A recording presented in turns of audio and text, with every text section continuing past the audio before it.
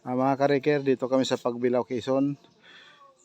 Yung kanina nakikita nyo sumasakay kami ng bangka. Papunta kami sa isla dito. Sa isa din ng may-ari.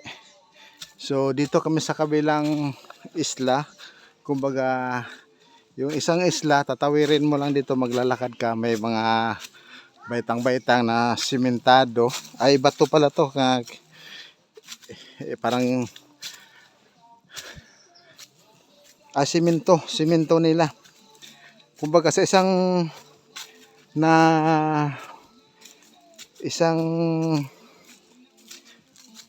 tawag dito na isang pwestong na kumbaga isang isla, tapos tatawid kami sa isang isla na maglalakad lang. Ito makikita mo yung mga baitang saan ginagawa, sinasadya nila talaga ito. Napupunta kami sa kabilang baitang, kabilang bundok. Kumbaga sa isang resort, sa isang pwesto nila, isang beach nila. So medyo matalas yung buto, nakatsinilas lang ako. Saan ba dadaan? Mayroong daanan doon, meron din dito. So saan ba kami dito? So dito tayo sa kaliwa. Ayun, medyo matanaw na natin.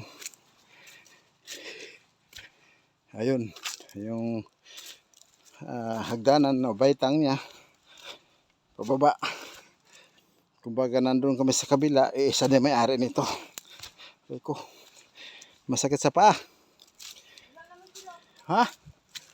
Baka nandun na sa sa kabila.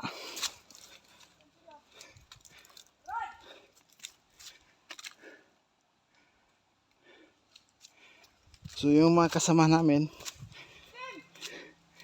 dalawang si Rad sa Kasikim, andyan na nauna. Kaya instead na magbangka kami paikot, sinurkat na namin dito sa gilid ng bundok. So maganda rin dito, pero dito bantaang sa alon. Nauntalan doon sa pinuntahan namin, hindi siya alon kasi na literyo siya, tago siya sa hangin. Kumbaga tahimik ang dagat, ang current ng dagat kasi na literyo siya. Samantalang dito bungad na bungad, kaya medyo maalon. Ayan yung dalawang kasama namin, ang partner ko. So mas maganda yung napuntahan namin. Ayun, puntahan natin yung kuweba. Ito yung CR nila, pero konti lang dito, walang cottage. Kumbaga pupunta ka lang dito. Hiningal ako mga kariker.